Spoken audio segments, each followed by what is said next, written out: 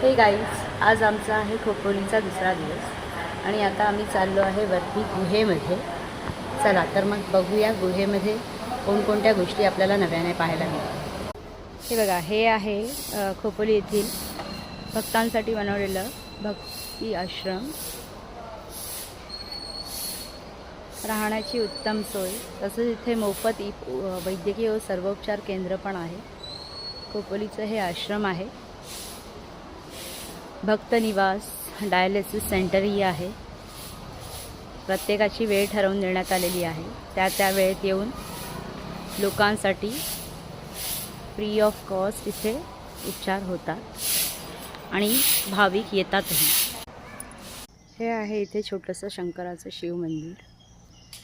शंकर पार्वती तसेच गुहेचं पण एक स्थान दिलं आहे. आता आपण जात आहोत गुहा दर्शन करायला.